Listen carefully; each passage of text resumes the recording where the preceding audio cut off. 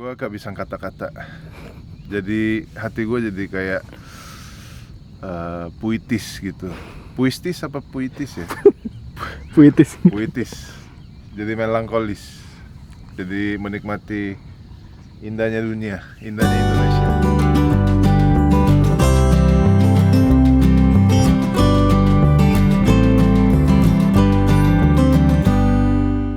Halo, hai campers, annyeonghaseyo, annyeong, selamat pagi. Hari ini Mr. Camping mau ke Pineapple Camping Farm yang ada di Cijeruk, Bogor. Jadi kita udah masuk tol, lagi di rest area bentar. Jaraknya nggak terlalu jauh dari Jakarta, jadi hari ini berangkatnya agak setelah matahari terbit. Oke, let's go.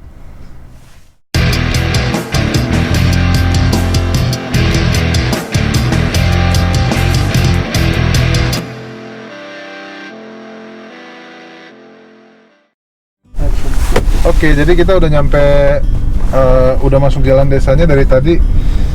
Jalanannya cukup oke, cuman ini kayaknya udah mau masuk jalanan yang agak nanjak banget dan bebatuan. Jadi harus naik mobil yang agak tinggi ya. Nih, jalannya seperti ini. Masih sekitar 15 menit, jadi asumsi gue perjalanannya jalannya bakal kayak gini dan akan lebih memburuk, jadi harus siap-siap.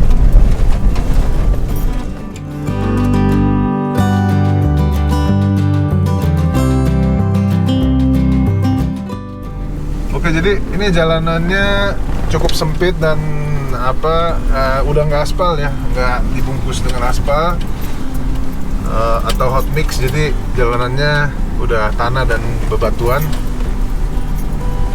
Tapi view-nya bagus tuh di sebelah kiri.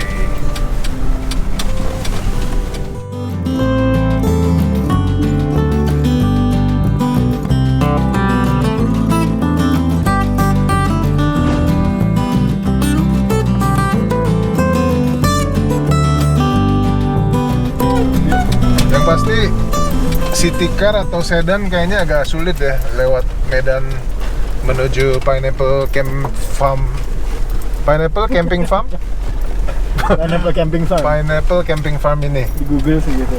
Jadi, wah ini apa nih? Ada jalannya bebatuan banget dan rusak banget. Nggak pernah diaspal kayaknya jalan ini. Jadi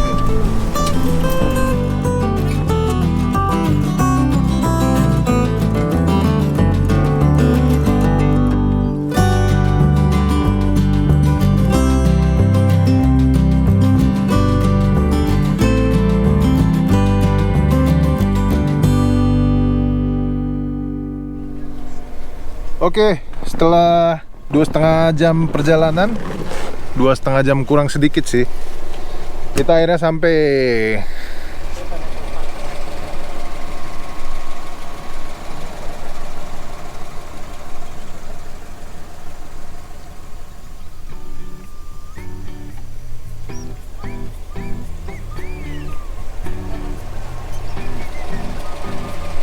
Oke, jadi perjalanan ke sini agak menantang ya, karena jalanannya tuh nggak diaspal, banyak batu-batu, tanah-tanah. Mungkin kalau misalnya hujan lebih sulit lagi perjalanan ke sini. Cuman untungnya tadi nggak hujan, tanahnya kering, jadi masih bisa diakses. Cuman minimal ke sini mobil harus yang agak tinggi ya, kayak Avanza, Innova. Kayaknya kalau city car sama sedan kayaknya agak sulit sini. Oke, jadi abis ini gue mau coba cari spot campingnya dulu, terus ngecamp, dan pastinya makan. Oke?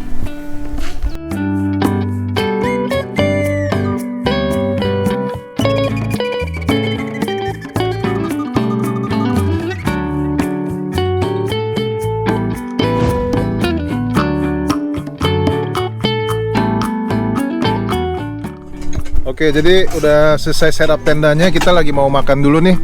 Hitungannya jam 10, jadi brunch ya, brunch.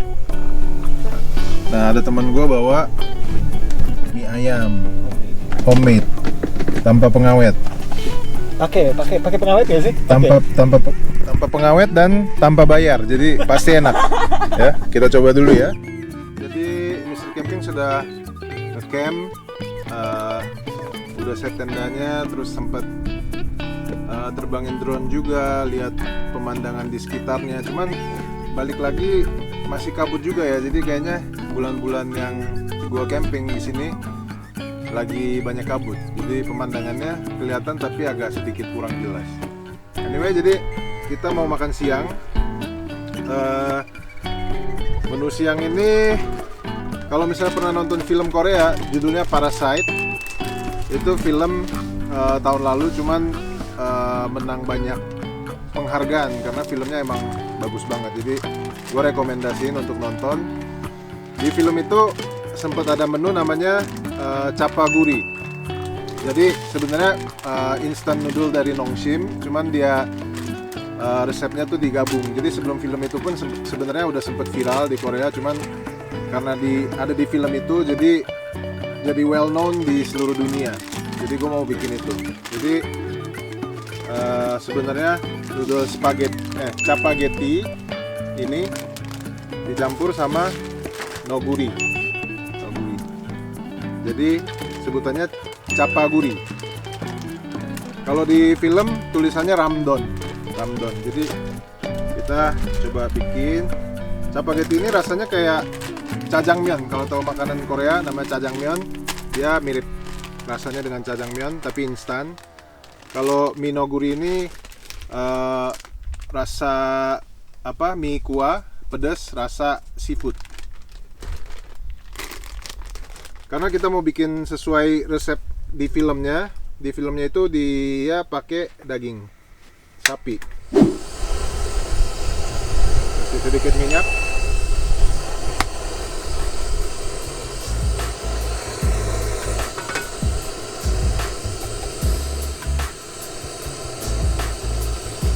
Jadi bakar daging dulu, terus dagingnya kita pisahin, baru kita masak mie-nya.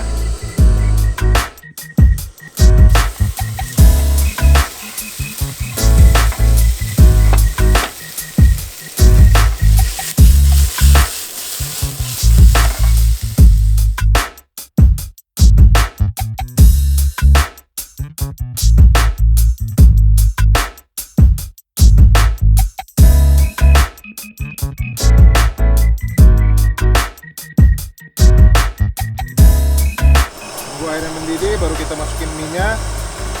Jadi cara masaknya sebenarnya gampang banget. Jadi tinggal masak mie-nya, tapi airnya jangan terlalu banyak karena nanti sambil masukin masak bumbunya itu pengen dibikin kayak, bahasa Indonesia apa ya istilahnya? Nyemek ya? Nyemek gitu. Nyemek bahasa apa? Jawa ya? Nah, jadi ini becek-becek gitu, jadi agak becek-becek sedikit. Airnya udah mendidih, kita masukin. Gua masak 4, jadi sebenarnya ini masaknya 2 pasang.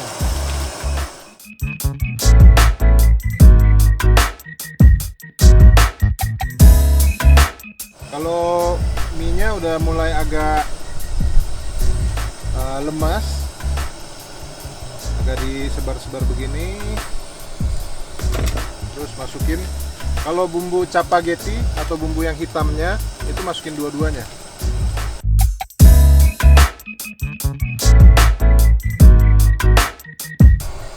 Jadi saus jajang itu saus base-nya kedelai hitam. Kalau yang noguri pakai 1 doang, karena kalau pakai dua-duanya jadi asin banget. Gue pakai 1 tapi nggak gue habisin, jadi gue sisain sekitar 1/5. Jadi pakainya ini gue sambil jepit, masukin, terus itu diaduk.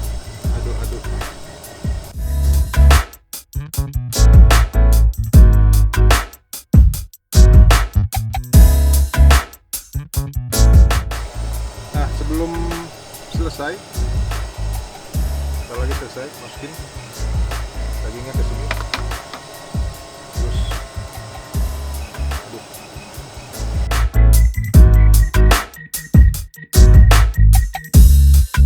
Oke, kita coba ya. Capaguri makan di atas kaki Gunung Salak. Rasanya seperti apa ya? Kalau ini gue yakin orang yang pertama kali makan Capaguri di kaki Gunung Salak mungkin gue. Ya, dagingnya dikit.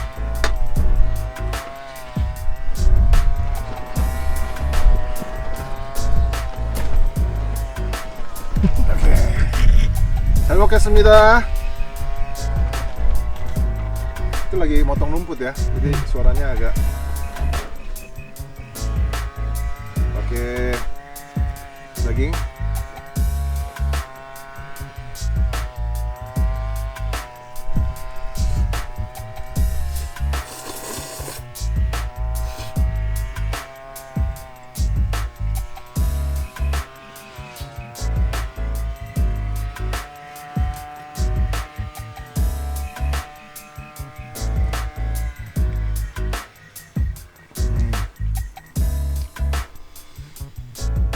Ngena pisan euy.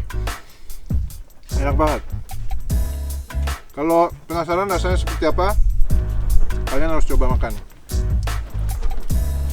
Apalagi pakai daging sapi, jadi ada proteinnya sedikit.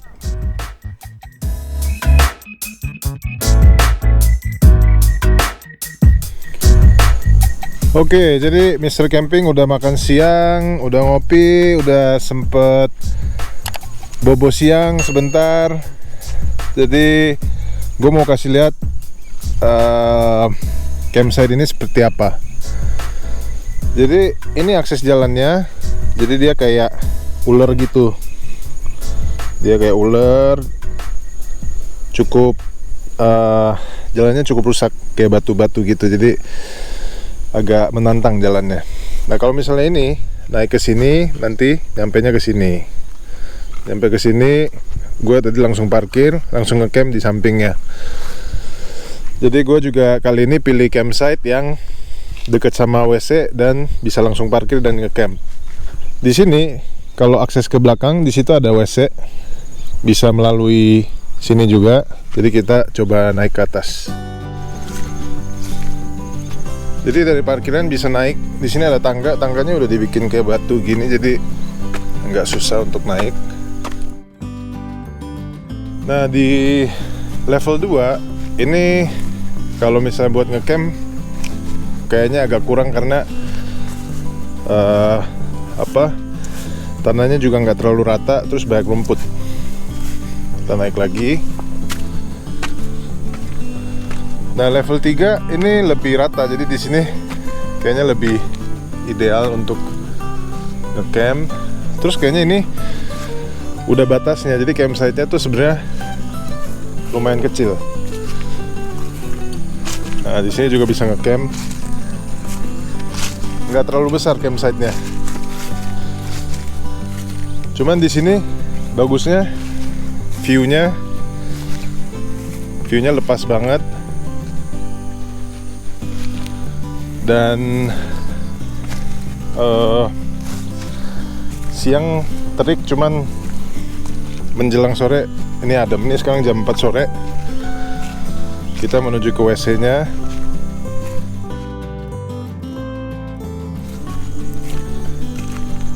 Nah ini WC-nya.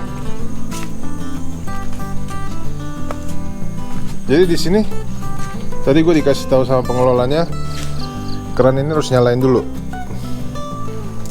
Nyalain dulu baru air-air di semua WC-nya aktif. Kalau misalnya udah selesai pakai, dimatiin lagi. Di sini WC-nya ada 10, jadi sebenarnya dengan luas campsite yang tersedia, terus dengan WC, kayaknya WC-nya agak kebanyakan. WC seperti ini, ada WC duduk, terus tapi di sini nggak ada lampu. Jadi bolong gini aja, nggak ada lampu. Jadi malam pasti gelap banget dan harus bawa senter sendiri.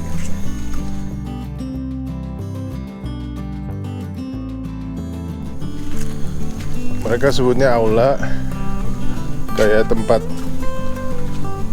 bisa duduk-duduk. Katanya di sini mau dibikin kayak coffee shop, tempat ngopi. Jadi ada meja, bangku, sama ada view-nya.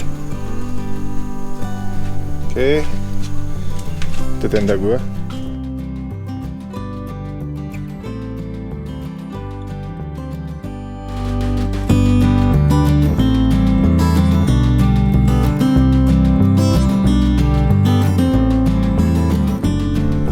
Oke, udah jam 5:30. Jadi sekarang sini mulai dingin. Jadi nggak ada, mataharinya udah mulai turun. Terus udah berasa dinginnya nih. Jadi udah mulai menggigil. Kalau 5:30 biasanya rutinitas gua itu mempersiapkan lampu-lampu. Karena kalau udah gelap, pastinya jadi gelap ya. Jadi jadi gue siapin lampu-lampu supaya nggak gelap, biar pencahayaan saat gelap juga tetap aman. Nah, kemudian baru kita masak buat makan malam. Jadi rutinitas gue pas camping sebenarnya makan aja sih, makan terus tidur siang, istirahat. Jadi gue suka camping yang kayak gitu, nggak terlalu banyak aktivitas yang menguras tenaga. Karena masak dan makan juga menurut gue itu membutuhkan energi. Jadi sekarang kita setup pencahayaan dan siap-siap makan malam.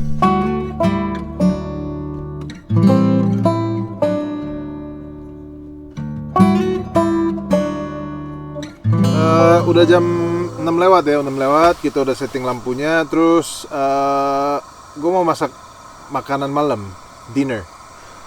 Tapi di sini tuh view-nya plong banget dan gue suka banget karena gue suka camping tuh lihat lampu-lampu perkotaan.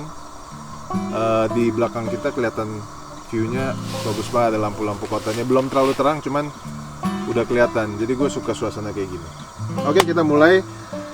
Makanan yang gue bakal masak sekarang itu makanan Korea. Kalau misalnya bahasa Koreanya itu taktoritang, atau kita sebut juga takpokkeumtang. Taktoritang atau takpokkeumtang, ada dua nama. Kalau misalnya di Indonesiain, sup ayam Korea, sup pedas ayam Korea. Jadi dia nggak sup banget tapi ada kuahnya sedikit. Terus dia pedas, ada kentang, ada wortel dan lain-lain. Jadi kita langsung masak ya. Pertama air. Jadi pertama ini ayamnya harus direbus dulu kayak 1 menit. Terus airnya dibuang karena ayam itu ada bau khas, kayak bau amis ayam, itu kita buang. Jadi membantu untuk membuang bau amisnya. Airnya udah mendidih, jadi ayamnya gue masukin. Jadi ini fungsinya cuma rebus bentar aja ya, sekitar 1 menit. Habis itu bakal gue buang airnya. Nah, biasanya kalau rebus 1 menit itu dia kayak ada apa ya, putih-putih gitu keluar. Nah, itu biasa, itu yang membuat ayam itu jadi bau amis. Oke, masukin ayamnya sambil menunggu airnya mendidih. Ini ayamnya ayam broiler ya. Kalau ayam kampung gua nggak pernah nyobain. Maksudnya nyobain untuk masakan ini. Ini udah mulai mendidih, gua masukin wortelnya. Masukin wortel dan masukin ini bumbu racikan Mr. Camping. Udah gua racik di rumah. Jadi ada bubuk cabe, terus kecap asin Korea, terus ada macam-macam, bawang putih dan lain-lain. Jadi ini gue masukin dulu.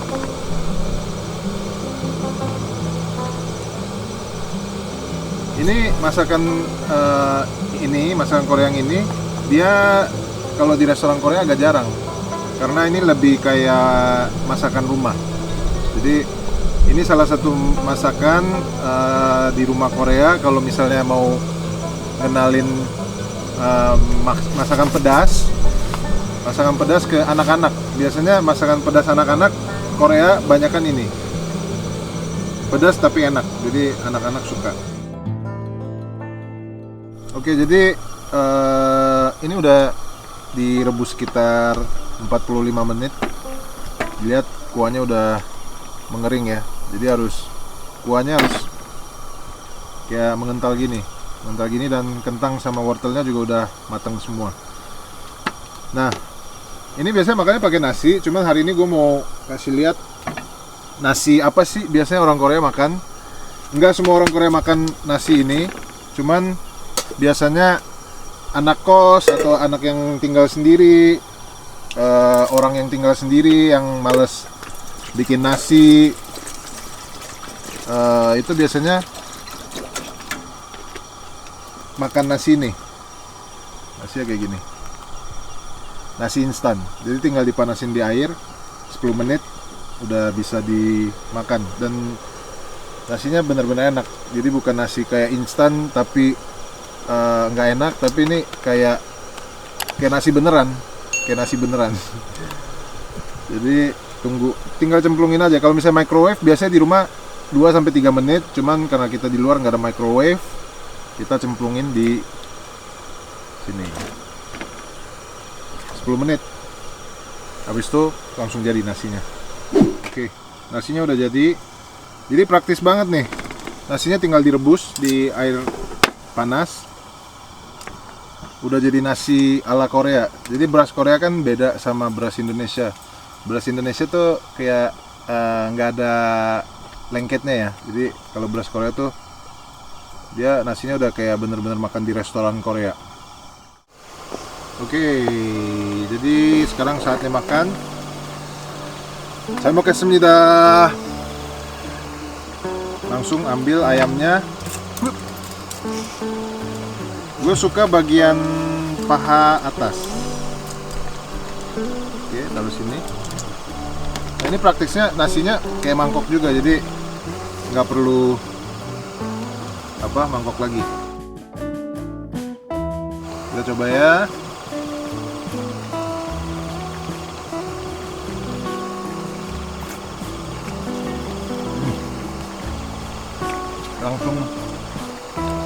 Langsung merangsang merangsang sistem kebahagiaan gua. Langsung gitu. Jadi makan itu bikin happy, mengingatkan pada masa laluku. Tapi masih kecil ya. Cok. Ini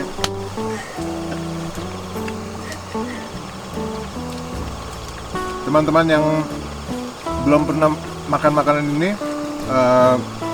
emang agak susah sih kalau misalnya cari di restoran Korea.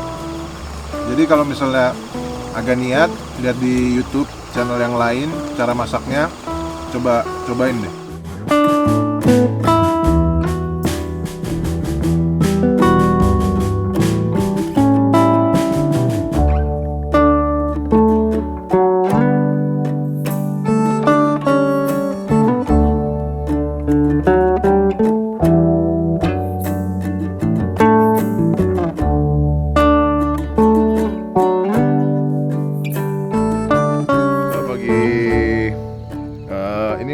Materi udah terbit ya? Udah, nanya kamu? Iya, udah terbit.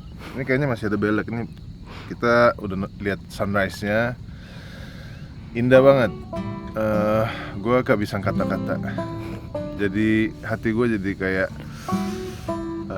puitis gitu. Puitis apa puitis ya? Puitis. Jadi melankolis. Jadi menikmati indahnya dunia, indahnya Indonesia. Oke, abis ini mau ngopi.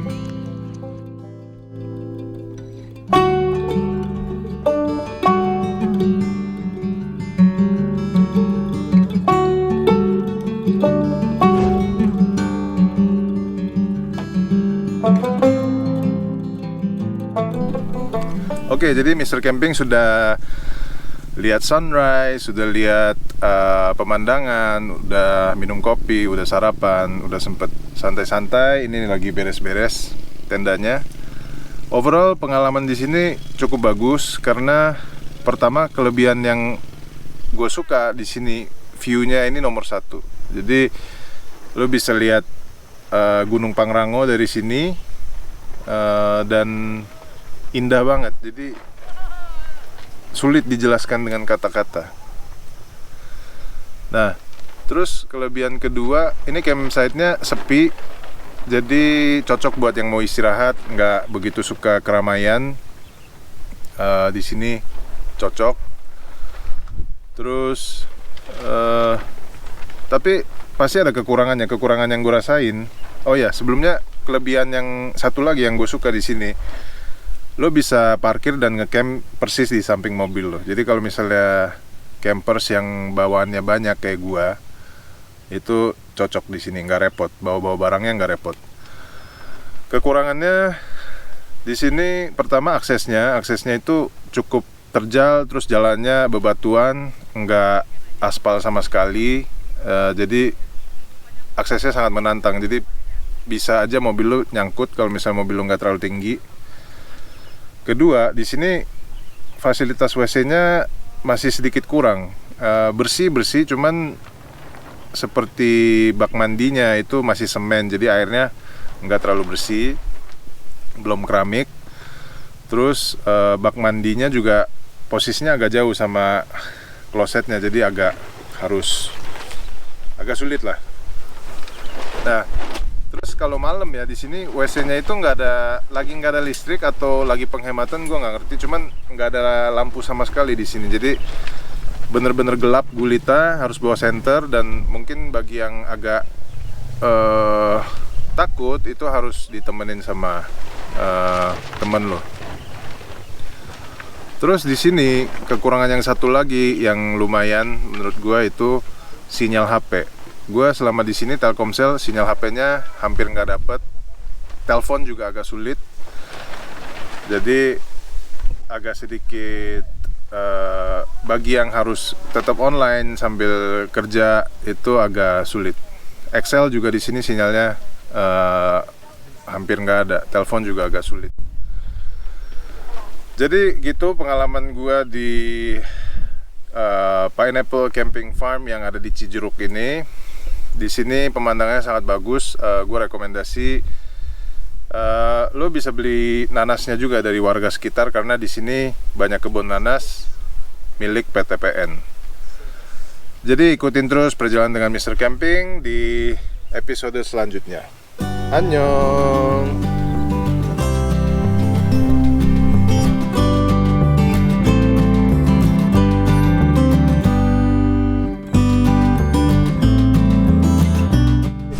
Oke, udah selesai packing semua. Sekarang tinggal pulang ke rumah dengan aman. See you in next episode, Mr. Camping.